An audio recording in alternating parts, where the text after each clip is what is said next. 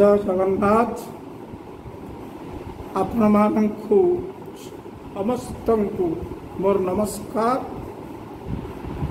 आमरी सत्य प्रायोजित स्मृति सौरभ कार्यक्रमर एक नूतन अध्याय को आपण मानंकु स्वागत जनाऊँगी।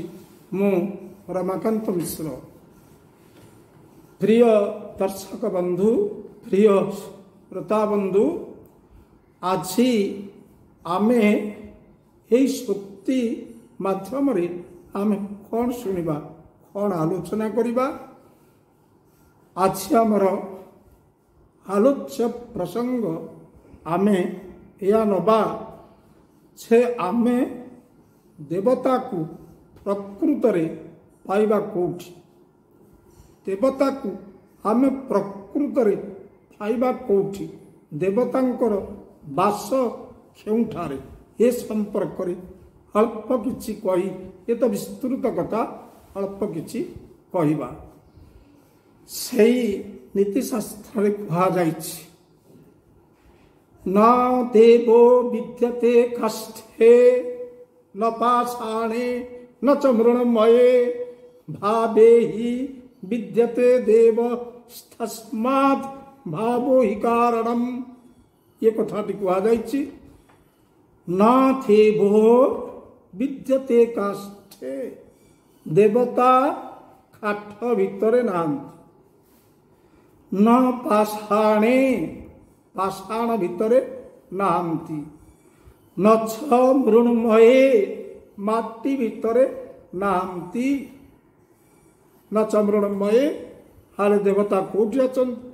भावे निजर भावरे देवता विद्यमान अछंती। तस्मात् सेई हेतु भावो हि कारणम। भाव एकमात्र कारण देवतांकु पाइबार कारण। ये तो यार साधारण अर्थ। आकु टिके आमे व्याख्या करिबा। आमे विभिन्न देवादेवींकर मूर्ति आमे काठरे तैयार करू। काठरे देवादेवी मूर्ति तैयार करी आमे घरे रखू, मंदिर रखू, ताकू पूजा करू। विभिन्न प्रकार पाषाण, पाषाण कहले प्रस्तर, जो पत्थर, पत्थर देहरे मूर्ति करी आमे मध्य पूजा करू। सब मूर्ति शह शह वर्ष धरिकी मंदिर भितर रहती पत्थर मूर्ति। या परे पित्तल प्रभृति धातुरे मध्य आमे मूर्ति तैयार करू एवं से मूर्ति की आमे पूजा करू। तापर मृण्मय विभिन्न उत्सव रे, पूजा पर्वण रे, दुर्गा पूजा, गणेश पूजा, काली पूजा, सरस्वती पूजा, खुदुरकुणी ओषा इत्यादि समय आमे माटीर प्रतिमा आमे नहीं पूजा करू। से माटी प्रतिमा को आमे विसर्जन करू। तेबे ये जो काठ, पत्थर, पित्तल, माटी, या भितर देवता नाहंती। या भितर देवता नाहंती। खाली गहिर बिलरे आपण जो माटी की पादरे चकटिकी जाउतले, आज से माटी की कादुआ करके मूर्ति करिसंती। या भितर देवता नाहंती। देवता निजर भावना रे, निजर विश्वास रे, निजर भावना रे विश्वास रे देवतांकर आसन रही। गोटे छोट छोट चटी गप मु आपनकर उदाहरण देबी।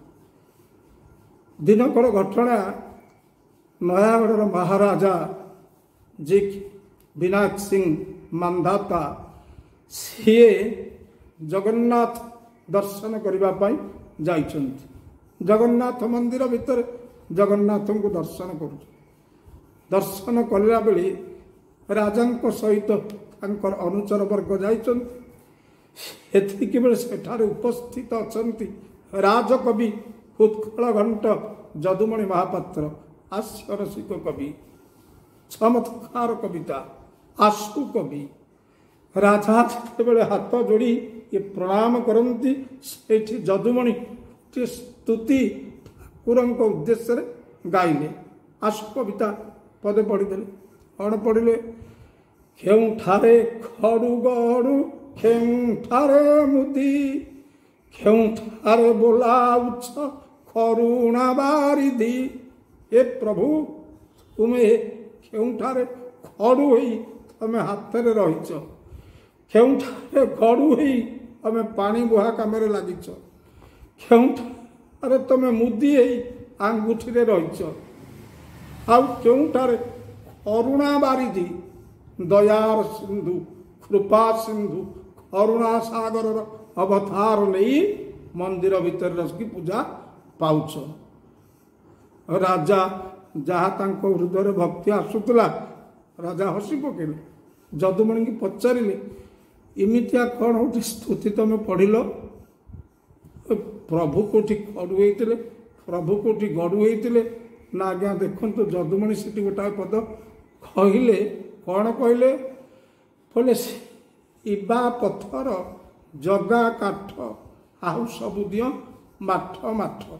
ଏ ସଂସାର ଭିତରେ ଯେତକ ଶିବ ସେସବୁ ପଥର ଲିଙ୍ଗ, ଯେତକ ଜଗନ୍ନାଥ ଏସବୁ କାଠରେ ତିଆରି, ଆଉ ଅନ୍ୟାନ୍ୟ ଯେତେ ଦେବାଦେବୀ ଏମାନେ ମାଠ, ସେମାନେ ପିତ୍ତଳ କାମ, ସେମାନେ ପିତ୍ତଳର ମୂର୍ତ୍ତି ହେଇଛନ୍ତି।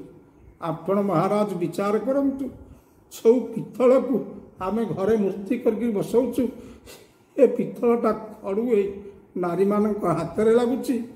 ସେଇ ପିତ୍ତଳ ଗଡ଼ୁ ହେଇ ଏ ପୋଖରୀରୁ ନଈରୁ ପାଣି ଆଣୁଛି।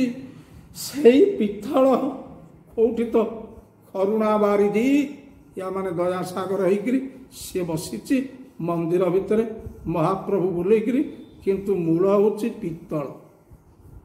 ତେଣୁ ଏ ଯେଉଁ କଥାଟିକି କହିଲେ, ତେଣୁ ତାପରେ କହିଲେ ଯେତେ ଜଗନ୍ନାଥ ସବୁ କାଠ, ଯେତେ ଶିବ ସବୁ ପଥର। ତେଣୁ ଏପରି କହିବାର ଅର୍ଥ ହେଉଛି, ଆଜିକାଲି ସମାଜରେ ଯାହା ଦେଖାଯାଉଛି ତା ସମ୍ପର୍କରେ ମୁଁ କିଛି କହୁଛି। ସଂକ୍ରାନ୍ତି ହେଉ ବା ବିଶେଷ ପର୍ବ ପର୍ବାଣୀ ହେଉ, ଉତ୍ସବ ଦିନମାନଙ୍କରେ ହେଉ, ଏଇସବୁ ଦିନମାନଙ୍କରେ ମନ୍ଦିରମାନଙ୍କରେ ପ୍ରବଳ ଭିଡ଼। ଜଣେ ସାଧୁ ବ୍ୟକ୍ତି ମନ୍ଦିର ଭିତରକୁ ଯାଇପାରିବନି, ସବୁ ପ୍ରକାର ଠେଲା ପେଲା ଗହଳି ଭିଡ଼। ଜଣେ ସାଧାରଣତଃ ବୃଦ୍ଧ ବ୍ୟକ୍ତି ସେ ତା ଭିତରେ ପ୍ରବେଶ କରିପାରିବ ନାହିଁ, ଏଭଳି ଅବସ୍ଥା ହେଉଛି। ତେଣୁ ମୋର କହିବା କଥା, ଏଣୁ ମନ୍ଦିର ଭିତରେ ଆମେ ଭଗବାନଙ୍କୁ ଖୋଜୁଛେ, କିନ୍ତୁ ମନ୍ଦିର ଭିତରେ ଆମେ ଭଗବାନଙ୍କୁ ପାଇବା ନାହିଁ। ମନ୍ଦିରକୁ ଯିବା ମନା ନାହିଁ, ମନ୍ଦିର ଯିବାଟା ଆମ ସଂସ୍କୃତି, ଆମ ପରମ୍ପରା। ଏବଂ ମନ୍ଦିରକୁ ଗଲେ, ଦେବତା ଦର୍ଶନ କଲେ ମନରେ ଗୋଟେ ଏକାଗ୍ରତା ଆସେ, ପବିତ୍ରତା ଆସେ। ଏଥିପାଇଁ ଆମେ ମନ୍ଦିରକୁ ଯିବା। କିନ୍ତୁ ଗୋଟାଏ ପଦ ମୁଁ କହିବି, ଆମେ ଦେବତାକୁ କେଉଁଠି ପାଇବା? ନା ଭାବନା ଭିତରେ ପାଇବା। ଆମ ଭାବନାଟା କିପରି ହେବା ଦରକାର? ଗୋଟାଏ ପଦ ଅଭିରାମ ପରମହଂସ ଏ ଲେଖିଛନ୍ତି, ପ୍ରାଣ ସଜନୀରେ ଯାହା ମୁଁ ନେତ୍ରେ ଦେଖିଲି, ନର ଗଛରେ ନାରାୟଣ ଫଳିଛି ଜ୍ଞାନ ନେତ୍ରରେ ଚାଖିଲି। ନର ଗଛରେ ନାରାୟଣ ଫଳିଛି, ନରରୂପୀ ନାରାୟଣ। ସମାଜରେ ଇଏ ମାନବ ଯେତେ ଅଛନ୍ତି, ଯେତେ ପ୍ରାଣୀ ଅଛନ୍ତି, ସମସ୍ତେ ହେଉଛନ୍ତି ଭଗବାନଙ୍କର ସ୍ୱରୂପ। ସମସ୍ତଙ୍କ ଦେହରେ ଭଗବାନ ବିଦ୍ୟମାନ ରହିଛନ୍ତି। ଗୀତାରେ କହିଛନ୍ତି, ହେ ଈଶ୍ୱର ସର୍ବଭୂତାତ୍ମା, ସବୁ ପ୍ରାଣୀଙ୍କର, ଭୂତ କହିଲେ ପ୍ରାଣୀ, ସବୁ ପ୍ରାଣୀଙ୍କର ଆତ୍ମା ରୂପରେ ଈଶ୍ୱର ଅଧିଷ୍ଠିତ। ଏଣୁ ମାନବମାନଙ୍କ ପାଇଁ, ଇଥର ପ୍ରାଣୀମାନଙ୍କ ପାଇଁ ଯଦି ଆମର ସେବା ମନୋଭାବ ନାହିଁ, ଆମେ ଯଦି ସେମାନଙ୍କ ପାଇଁ ନିଜ ଜୀବନକୁ ଯେକୌଣସି ପ୍ରକାର ସେବା, ଯେକୌଣସି ସେବା ପାଇଁ ଆମେ ଯଦି ଆମ ଜୀବନକୁ ଉତ୍ସର୍ଗ କରି ନାହିଁ, ହେଲେ ଆମ ମନ୍ଦିର ଯିବାଟା ବିଫଳ। ଆମେ ଏଇଲେ ମନ୍ଦିରରେ ଯିବୁ, ମନ୍ଦିରରେ ଠାକୁର ମୁଣ୍ଡିଆ ମାରିକରି ଘରକୁ ଆସିବୁ, ଆସିଲେ ଭୋଗ ଡାଲା ଇତ୍ୟାଦି ଘରେ ଥୋଇ ଦେଇ ଦାଣ୍ଡକୁ ଅଣ୍ଟା ଭିଡ଼ିକିରି ଅନ୍ୟ ହାତରେ କଳହ କରିବୁ, ଝଗଡ଼ା କରିବୁ, କାହାକୁ ସୋଧାବକା କରିବୁ, ଏଥିରେ କ'ଣ ଈଶ୍ୱର ପ୍ରାପ୍ତି ହେବ? ଏଣୁ ନିଜର ଏକାଗ୍ରତା, ନିଜର ନିଷ୍ଠା, ନିଜର ଆନ୍ତରିକ ଭାବ, ଇଏ ଭାବ ଭିତରେ ଦେବତା ରହିଛନ୍ତି। ନିଜର ଭାବକୁ ପବିତ୍ର କର। ଭାବ ପବିତ୍ର ନହେଲେ ଦେବତାକୁ ଆମେ ପାଇବା ନାହିଁ। ତେଣୁ ଭାବନାକୁ ପବିତ୍ର କରିବା। ଏକ ଅପବିତ୍ର ଭାବନା ଆମ ଭିତରେ ରହୁଛି। ଅପବିତ୍ର ଭାବନା ସେଇଟା ଯେଉଁଟା ହେଉଛି ମିଥ୍ୟା, ଅଳିକ, ଯାହା ଜଗତରେ ରହିବ ନା, ସେଇଟା ହେଉଛି ଅପବିତ୍ର ଭାବନା। ଯେ ମୋର ତୋର ବୋଲି ଯେଉଁ ଭାବନା, ମୁଁ ତୁ ବୋଲି ଯେଉଁ ଭାବନା, এইটা ହେଉଛି ମିଥ୍ୟା, ଅଳିକ, এইটা ହେଉଛି ଅପବିତ୍ର ଭାବନା। ତାକୁ ପରିତ୍ୟାଗ କର। ସେ ତତ୍ ବୋଲେ ସେ ସବୁ ହେଉଛି ସିଏ, ସର୍ବମୟ କର୍ତ୍ତା ସିଏ। ମୋ ଅନ୍ତର ଭିତରେ ସେଇ ଅଛନ୍ତି, ମୋ ହୃଦୟ ଭିତରେ ସେଇ ଅଛନ୍ତି। ପ୍ରତ୍ୟେକ ପ୍ରାଣୀ ଭିତରେ, ମାନବ ଭିତରେ ସେଇ ପ୍ରଭୁ ବିଦ୍ୟମାନ।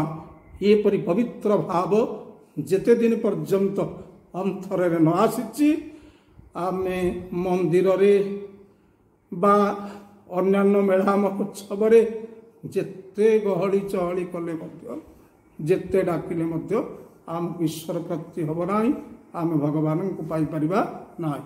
ତେଣୁ କୁହାଗଲା, ଦେବତା କାଠରେ ନାହିଁ, ପଥରରେ ନାହିଁ, ମାଟିରେ ନାହିଁ, ପିତ୍ତଳରେ ନାହିଁ, ଅନ୍ତରର ଭାବ ଉପରେ ଦେବତା ପ୍ରତିଷ୍ଠିତ।